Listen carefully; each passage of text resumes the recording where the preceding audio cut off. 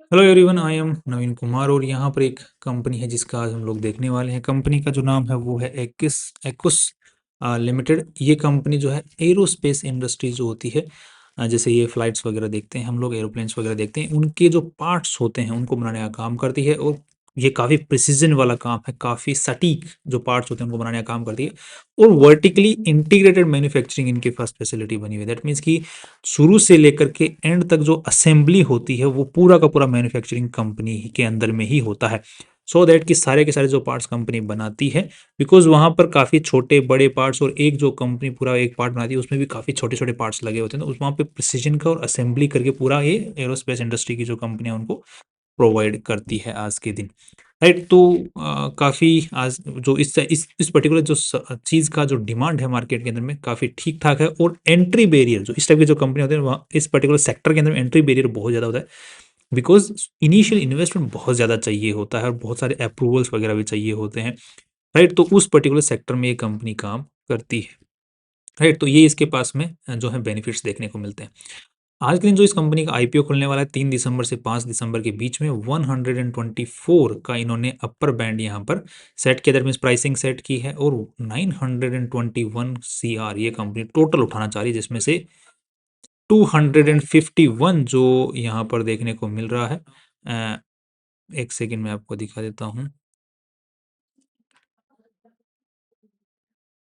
251 करोड़ जो है वो कंपनी के प्रमोटर्स और जो इनिशियल शेयर होल्डर्स हैं उनके पास में ये पैसा जा रहा है। नेक्स्ट यहाँ पर आप थोड़ा सा देख लेते हैं कि कंपनी की जो टोटल वैल्यू है वो कितनी लगाई जा रही है, तो यहाँ पर लगभग 8300 करोड़ रुपीस लगाई जा रही है। सो अच्छी खासी वैल्यू यहाँ पर लगाई जा रही है। अब जिस पर्टिकुलर सेक्टर के अंदर में कंपनी काम करती है और जो कंपनी के रेवेन्यूज हैं उनको अगर हम लोग कंपेयर करके देखते हैं दूसरी कंपनियों के साथ में, तो वैल्यू ठीक लग रही है। बट लेट्स सी कि कंपनी की जो आरएचपी है वहां पर क्या देखने को मिलता है। अब ये कंपनी जो पैसे उठा रही है वो मोस्टली कंपनी के पास में जा रहे हैं, तो उनसे कंपनी क्या काम में लेने वाली है। राइट, तो उसको हम आरएचपी में देखते हैं। उससे पहले देख लेते हैं कंपनी जो प्रमोटर्स हैं उनके पास में आफ्टर द आईपीओ लगभग 60% से ज्यादा मालिकाना हक प्रमोटर्स के साथ में रहने वाला। That's positive. नेक्स्ट यहाँ पर ये कुछ प्रमोटर्स जो इनिशियल शेयर होल्डर्स और प्रमोटर्स हैं जो अपना स्टेक बेच रहे हैं और कितना बेच रहे हैं उसकी आप लोग इन्फॉर्मेशन यहाँ पर पढ़ सकते हैं। नेक्स्ट यहाँ पर ये जो कंपनी पैसे उठा रही है उनका बेसिकली काम में क्या लेने वाली है, तो यहाँ पर एक तो लोन अच्छा खासा कंपनी कम करने वाली है अपना, दूसरा इनकी जो सब्सिडरी है उसके अंदर में इन्वेस्टमेंट करने वाली है, और तीसरा कंपनी जो इन्वेस्टमेंट कर रही है तो वहाँ पे मशीनरी वगैरह जिनकी जरूरत पड़ने वाली है तो उनमें कंपनी काम मिल, दैट मीन्स की कंपनी अपने एक्सपेंशन पे ध्यान दे रही है और अपना जो ऑलरेडी जो वर्किंग कैपिटल है उसमें बहुत पैसा खर्च होता है इस टाइप की कंपनियों का, तो वहां पर जो है लोन काफी जरूरत पड़ती है तो लोन को भी कम करेगी।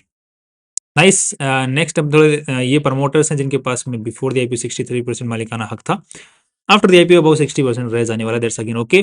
कंपनी पे कोई केस वेस खास आज के दिन देखने को नहीं मिल रहा है, और इस पर्टिकुलर कंपनी की शुरुआत 2002 के अंदर में ही हो गई थी।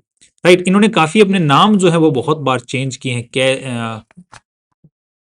काफी बार चेंज किए हैं। यहाँ पर देखो, mechanical training academy private limited, फिर cast machining and manufacturing private limited. Time के साथ में इन्होंने नाम काफी चेंज करते हुए यहाँ तक पहुंचे।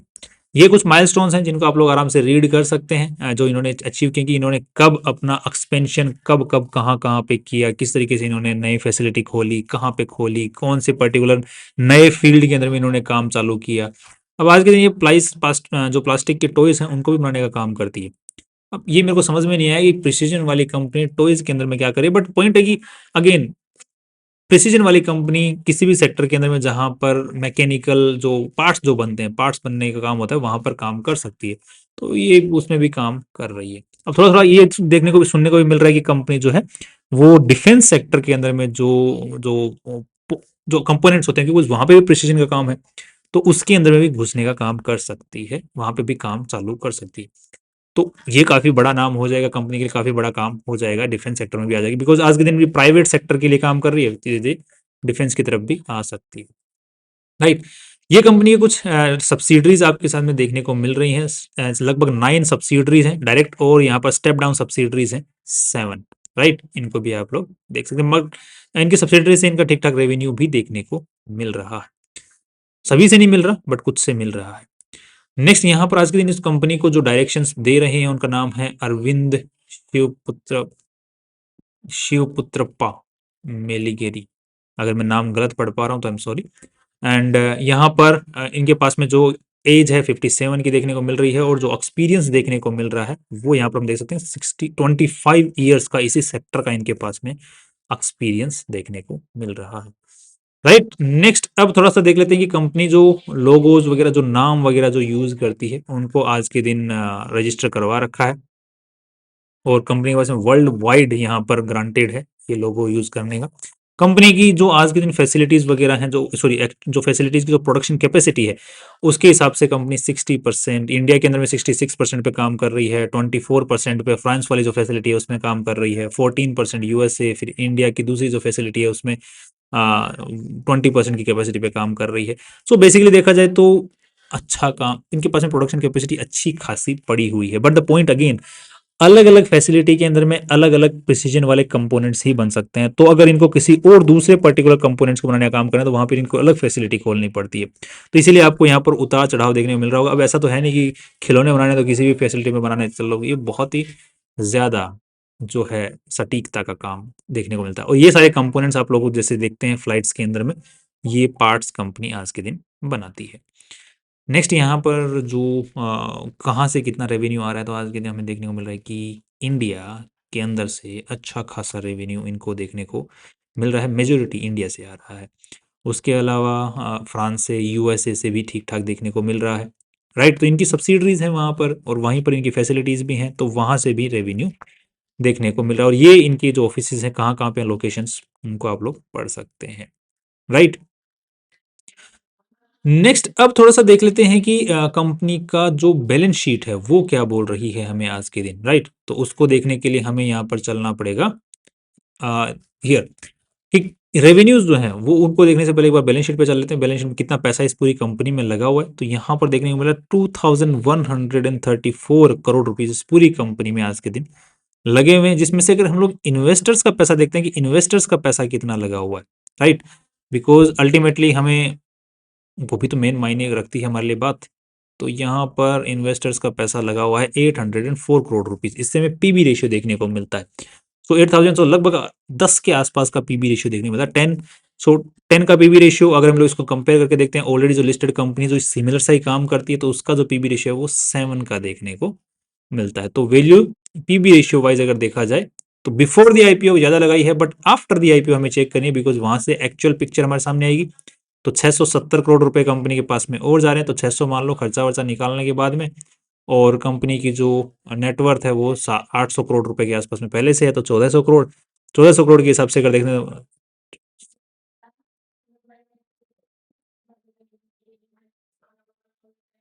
तो लगभग 5 साढ़े 5 के आसपास का देखने को मिल रहा है पीबी रेशियो, जिसको अगर कंपेयर करते हैं तो यहाँ पर again book value is, sorry ये कौन सी कंपनी है, ये दूसरी है, ये रही 7.32।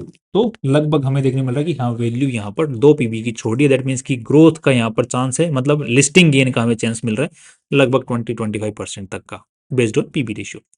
नेक्स्ट अब थोड़ा सा हम देख लेते हैं कंपनी के रेवेन्यू ग्रोथ किस तरीके से आ रहे हैं। तो revenue growths here we can, okay ये तो अगेन लाइबिलिटी वाला सेक्शन है, ये रहा 840 करोड़, बाद में 888 करोड़, सॉरी 988 करोड़, फिर अगेन 959 करोड़। तो यहाँ पर आपने वो इंक्रीज देखने को मिल रहा है, यहाँ पर हमें डिक्रीज देखने को मिल रहा है। Okay nice. एंड नेक्स्ट यहाँ पर इस साल जो है 6 महीने का डेटा के अकॉर्डिंग यहाँ पर 565 करोड़ का हो चुका है, और इस साल अगर हम लोग प्रोजेक्शन वाइज देखते हैं तो 1100 करोड़ के आसपास का रेवेन्यू आ सकता है। तो यहाँ पर ग्रोथ देखने को मिल रही है बेसिकली अगर देखा जाए तो। अब थोड़ा सा अगर हम लोग इनके एक्सपेंसेस को चेक करते हैं तो 777 यहाँ पे ग्रोथ, और यहाँ पर अगेन अगेन एक्सपेंसेस के अंदर में और ग्रोथ देखने को मिल रही है, जबकि यहाँ पे रेवेन्यूज में डी ग्रोथ देखने को मिल रही थी, और यहाँ पर ग्रोथ देखने को मिल रही है एक्सपेंसेस के अंदर में। इन्हीं जब चीजों को देखते हुए कंपनी को अगर हम लोग एक चीज और चेक करते हैं, कोशिश करते हैं, दैट इज कि अगर हम एक्सपेंसेस ऑपरेटिंग प्रॉफिट्स अगर इनके निकालने की कोशिश करते हैं, ये कितना परसेंट ऑपरेटिंग प्रॉफिट ही निकाल पा रहे हैं, तो लगभग 11-12% के आसपास में ऑपरेटिंग प्रॉफिट्स हैं। और ये जो पर्टिकुलर कंपनी है आजाद इंजीनियरिंग, इसके जो ऑपरेटिंग प्रॉफिट्स यहाँ पर देखने को मिल रहे हैं वो मार्वलस है। दैट इज 34, 36, 36, तो दैट मीन्स कि 30% से ऊपर है। और वो जो जिसके साथ हम कंपेयर करते हैं आईपीओ लेके आ रही है, वो 13, 11, 12, 13% के ऑपरेटिंग प्रॉफिट्स पर काम कर रही है। दो इसके जो रेवेन्यूज हैं वो लगभग 450 करोड़ के आसपास के हैं, और इसके जो रेवेन्यूज हैं वो लगभग डबल है, 900 करोड़ के आसपास के हैं। दैट्स अगेन, वो रेवेन्यू कम होते हुए भी अच्छा ऑपरेटिंग प्रॉफिट निकाल ले पा रही है। और नेट प्रॉफिट्स अगर इसको देखते हैं तो ये 89 करोड़, राइट। तो लगभग देखने को मिल रहा है कि लगभग 20% के आसपास का नेट प्रॉफिट ही निकाल ले पा रही है रेवेन्यू के मुकाबले। That's great. और ये कंपनी अभी भी प्रॉफिटेबल भी नहीं हुई है, इसलिए नुकसान कर रही है। 102 करोड़ का इन्होंने इस साल नुकसान किया है, राइट। तो ये हमें थोड़ा सा देखने को मिल रहा है कि यार कंपेरेटिवली भी चेक करने की कोशिश करते हैं, तो अगर हम लोग नेटवर्थ सॉरी जो मार्केट कैप टू, अगर हम लोग चेक करते हैं सेल्स के साथ में, कि मार्केट कैप को जितनी वैल्यू लगाई है कंपनी ने उसको अगर सेल से डिवाइड करते हैं, सेल कितनी रही है, तो उस हिसाब से देखा जाए तो इसका जो 7-8 के आसपास में देखने को मिलता है। और इसका अगर हम लोग चेक करते हैं तो लगभग हमें देखने को मिल रहा है 10,400, तो लगभग 20-21 के आसपास में देखने को मिल रहा है, या उससे भी ज़्यादा देखने को मिल रहा है, राइट। और इसका देखने को मिल रहा है हमें कितना, राइट, 7-8 के आसपास का। तो लगभग यहाँ पर हमें थोड़ी सी वैल्यू नजर आ रही है, बट अगेन ग्रोथ ज़्यादा कुछ खास नहीं है, नेट प्रॉफिट्स अभी भी कमा नहीं रही है, एक्सपेंसेस बढ़ते जा रहे हैं, और एक्सपेंसेस जिस स्पीड से बढ़ रहे हैं उतनी स्पीड से रेवेन्यूज नहीं बढ़ रहे हैं। तो ये थोड़े से नेगेटिव रीजंस इस पर्टिकुलर कंपनी को इफेक्ट डाल रही है।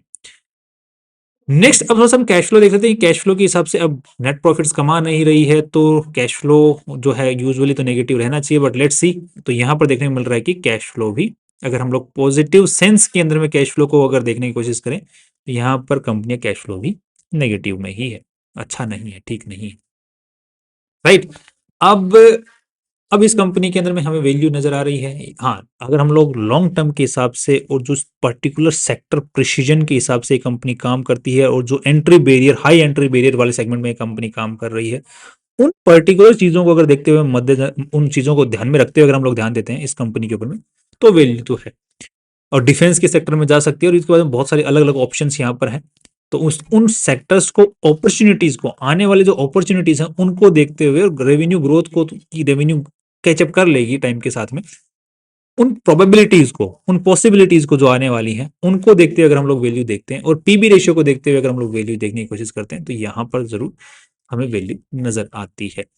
बाकी अदरवाइज अगर हम लोग ऑपरेशंस को अभी देखते हैं, अभी के जो नेट प्रॉफिट्स को देखते हैं, पी रेशियो देखते हैं, उनको देखते हुए अभी फिलहाल के तौर के ऊपर में वैल्यू नजर नहीं आ रही है। कंपेरेटिवली भी देखा जाए तो भी वैल्यू नजर नहीं आ रही है। इसके मुकाबले तो ये आज़ाद इंजीनियरिंग ज़्यादा बेटर ऑप्शन लग रही है। तो अगर आपके पास में पैसे हैं लगाने को इस पर्टिकुलर सेक्टर में, अगर आपको पैसे लगाने हैं तो लगा सकते हैं, बट ध्यान रखिए दोनों में आधा आधा लगा दो, राइट। एक हाई एबिटा गेम वाली है, हाई परसेंटेज एबिटा निकाल ले पा रही है, और एक जो है अभी भी प्रॉफिटेबल भी नहीं हुई है, सेल्स ज्यादा है उसकी स्टिल, राइट। तो आई थिंक इसको थोड़ा बहुत जो पुश है जो आईपीओ के लिस्टिंग का, वो मिलना चाहिए। इसका जो आईपीओ है कौन लेके आ रहे हैं पहले उसको एक बार हम लोग चेक कर लेते हैं। तो यहाँ पर देखने को मिल रहा है कि JM financial, IFL, Kotak Mahindra वाले लेके आ रहे हैं, तो इनिशियल पुश आई थिंक दिला देंगे इसको। ओके, और काफी अच्छा जो है जीएमपी भी यहाँ पर देखने को मिल रहा है 30% से अबव। दैट मीन्स की लिस्टिंग इनकी उम्मीदें हैं, शॉर्ट टर्म में भी उतार चढ़ाव की उम्मीदें। जो आईपीओ स्ट्रेटेजी आप स्ट्रिक्टली फॉलो कर सकते हैं इस पर्टिकुलर आईपीओ के अंदर में, इसका लिंक मैंने डिस्क्रिप्शन में दे रखा है। बाकी लॉन्ग टर्म व्यू के हिसाब से भी ठीक लग रही है, राइट। बाकी see you tomorrow with new important video.